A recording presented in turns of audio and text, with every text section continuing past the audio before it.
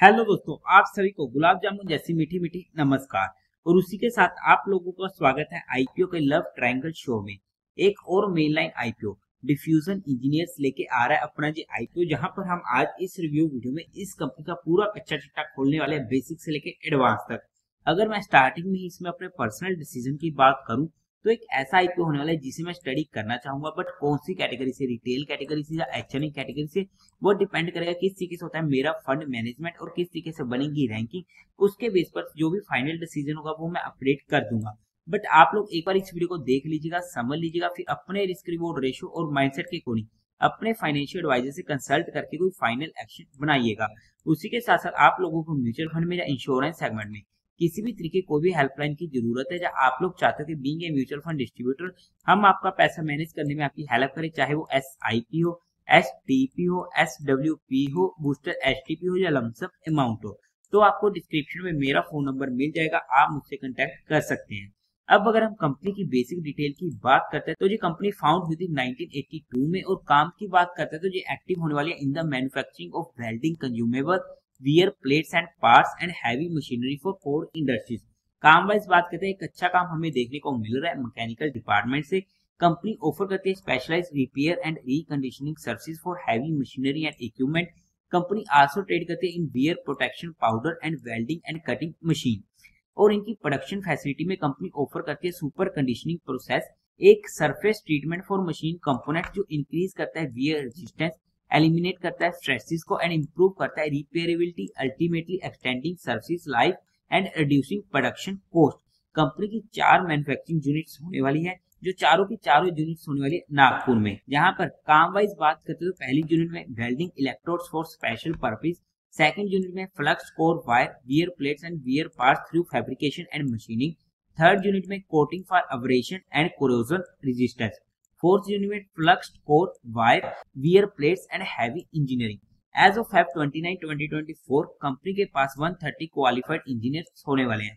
Overall में काम अच्छा है, सेगमेंट अच्छा है, बट हाईली कम्पिटिटिव सेगमेंट भी हमें देखने को मिलने वाला है। अब अगर हम कंपनी के कुछ इंटरनल रिस्क फैक्टर की बात करते हैं तो वहां पर कंपनी का मेजर रेवेन्यू हमें जनरेट होते हुए देखने को मिल रहा है डोमेस्टिक सेल से, और एक स्मॉल पोर्शन देखने को मिल रहा है रेवेन्यू का एक्सपोर्ट सेल से।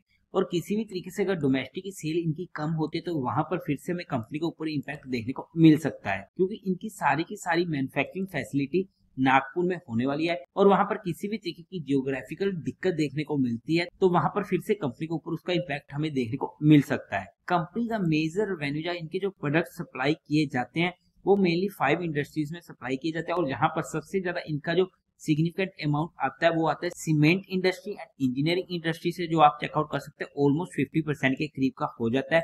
और ऐसे में किसी भी इंडस्ट्रीज की तरफ से दिक्कत आना कंपनी के ऊपर फिर से इम्पैक्ट हमें देखने को मिल सकता है, क्योंकि जो कंपनी का काम होने वाला है वो वर्किंग कैपिटल इंटेंसिव होने वाला है, जहां पर कंपनी को कैश फ्लोज की रिक्वायरमेंट होती है, और किसी भी तरीके की इनसफिशिएंसी होना कैश फ्लोज में फिर से हमें कंपनी के ऊपर इम्पैक्ट देखने को मिल सकता है। और कंपनी के लॉन्ग टर्म एग्रीमेंट नहीं है with their suppliers for raw materials, और उसी के साथ साथ टॉप 10 सप्लायर से जो इनका माल आता है लाइक 31 दिसंबर 2023 तक ऑलमोस्ट 33% के करीब का एंड 2023 में 30% के करीब का। और ऐसे में किसी भी टॉप सप्लायर की तरफ से कोई भी दिक्कत देखने को मिलती है, जब वो नाराज होता है कंपनी से, फिर उसका इम्पैक्ट हमें कंपनी के ऊपर देखने को मिल सकता है। कंपनी ने पास्ट ईयर्स में अपने इक्विटी शेयर्स को अलॉट किया है मोर देन 49 इन्वेस्टर्स को, जो एक नॉन कंप्लायंस इशू हो जाता है विद द कंपनीज एक्ट 1956। पिछले कुछ सालों में हमें यहाँ पर नेगेटिव कैश फ्लोज भी देखने को मिले, आप चेकआउट कर सकते हैं। कंपनी के ऊपर कुछ लिटिगेशन वगैरह होने वाली है, आप स्टडी आउट कर सकते हैं। तो ये कुछ इंपॉर्टेंट रिस्क फैक्टर थे जो हमने स्टडी करने की कोशिश करी है, बाकी आप इनके इंटरनल रिस्क फैक्टर को इनके DRX में स्टडी आउट कर सकते हैं। अब अगर हम कंपनी के टेंटेटिव टाइम टेबल की बात करते हैं तो जो आईपीओ ओपन होगा 26 सितंबर को, क्लोज होगा 30 सितंबर को, अलॉटमेंट होगी 1 अक्टूबर को, रिफंड मिलने शुरू हो जाएंगे 3 अक्टूबर से, आपके अकाउंट में क्रेडिट हो जाएंगे शेयर इफ लॉट 3 अक्टूबर को, लिस्टिंग डेट होने वाली है 4 अक्टूबर की, फेस वैल्यू रहेगी 10 रुपीज पर शेयर की, प्राइस बैंड होगा 168 रुपीज ही हमारे लिए इंपॉर्टेंट है बिकॉज ये आईपीओ इजिली ओवर सब्सक्राइब होने वाला है। लोड साइज होगा 88 शेयर्स का, टोटल इशू साइज है 158 करोड़ का, फिर से काफी छोटे साइज का ये आईपीओ हमें देखने को मिल रहा है, जो पूरा का पूरा होने वाला है फ्रेश इशू। 8 रुपीज का एम्प्लॉय को डिस्काउंट मिलेगा, BSE NSE दोनों पर ये आईपीओ लिस्ट होने वाला है। कोटा की बात करते तो क्वालिफाइड का 50% का, रिटेल में 35% का, एचएनआई में 15% का होने वाला है। लॉट साइज में रिटेल कैटेगरी में एक लॉट पड़ेगा 88 शेयर्स का, जिसकी अमाउंट पड़ेगी 14,784 रुपीज की। स्मॉल एक्चुअली में 40 लॉट्स के लिए अप्लाई करना पड़ेगा, जिसकी अमाउंट पड़ेगी 2,06,976 रुपीज की। बिग एक्चुअली में मिनिमम 68 लॉट्स के लिए अप्लाई करना पड़ेगा, जिसकी अमाउंट पड़ेगी 10,05,312 रुपीज की।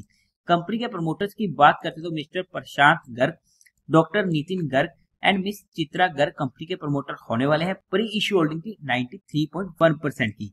अब अगर हम कंपनी के मेन मुद्दे की बात करते हैं यानी कि कंपनी के फाइनेंशियल की, तो सबसे पहले टोटल असेट 2022 में थे 189 करोड़ के, जो इंक्रीज होते थे 2024 तक पहुंच चुके हैं 275 करोड़ के। अच्छी ग्रोइंग रेट होने वाली है। रेवेन्यू 2022 में था 208 करोड़ का, 2023 में 258 करोड़ का, 2024 में 285 करोड़ का। डिसेंट ग्रोइंग रेट होने वाली है। प्रॉफिट आफ्टर टैक्स 2022 में था 17 करोड़ का, 2023 में 22 करोड़ का, 2024 में 30 करोड़ का।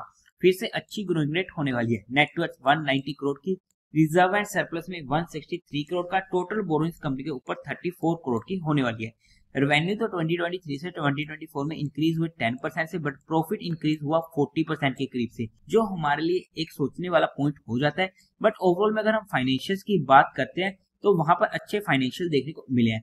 हाउएवर थोड़ा बहुत हमें यहाँ पर फर्क देखने को मिला, क्योंकि कंपनी की टोटल बोरोइंग्स भी कम हुई है, तो उसकी वजह से कंपनी के ऊपर जो इंटरेस्ट का इम्पैक्ट लगता था वो भी हमें कम होते हुए देखने को मिला है। अब अगर हम बात करते हैं कंपनी के ऑब्जेक्टिव की, क्यों आ रहे हैं आईपीओ, तो इनको फंडिंग चाहिए कैपिटल एक्सपेंडिचर रिक्वायरमेंट के लिए, ताकि ये एक्सपेंड कर सके अपनी एग्जिस्टिंग मैन्युफैक्चरिंग फैसिलिटी को, जो नागपुर में होने वाली है। सेकंड, इनको सेटअप करनी है एक new manufacturing facility eight Maharashtra.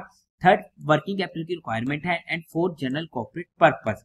Company को फंडामेंटली बेसिस पर चेकआउट करते तो मार्केट कैपिटलाइजेशन है 628.76 करोड़ की, आरओई 80% का अच्छा है, आरओसी 20% का अच्छा है, डेट टू इक्विटी रेशियो 0.18 का काफी ज्यादा कंफर्टेबल है, रिटर्न ऑन नेटवर्थ 18% का अच्छा है, प्राइस टू बुक वैल्यू 2.47 की, प्रॉफिट आफ्टर टैक्स मार्जिन 10% का अच्छा है, ईपीएस प्री आईपीओ ऑलमोस्ट 11 की, पोस्ट आईपीओ 8.23 की, ओके है, पीई प्री आईपीओ 15 की, पोस्ट आईपीओ 20 की। फंडामेंटली चेकआउट करते तो अच्छे फंडामेंटल हमें यहाँ पर देखने को मिल रहे हैं। पीयर टू पीयर कंपटीटर्स में अगर हम बात करते तो वहां पर एडोर वेल्डिंग, जिसका पी है 29 का, एआईए इंजीनियरिंग 35.88 का पी। अगर हम इसके जीएमपी की बात करते हैं तो वहां पर 29% के करीब का हमें आज के टाइम पर देखने को मिल रहा है। हाउएवर अगर हम वैल्यूएशन वाइज बात करते हैं according to 2024 financial year data, तो उसके बेस पर ना ही ये आईपीओ सस्ता आ रहा है ना ही महंगा आ रहा है। बट हमें यहाँ पर सिर्फ कंपनी को education and learning perspective study किया है, किसी भी तरीके कोई भी इन्वेस्टमेंट टिप या एडवाइस नहीं है। फिर भी आप लोगों को कोई भी काम करना हो या कोई भी एक्शन लेना हो तो एक बार अपने फाइनेंशियल एडवाइजर से कंसल्ट करके ही लीजिएगा। तो देवी और सज्जनों, उम्मीद है आप लोगों को ये वीडियो अच्छी लगी होगी, तो इस वीडियो को लाइक कीजिएगा, शेयर कीजिएगा और साथ ही साथ चैनल को सब्सक्राइब करें। हर हर महादेव।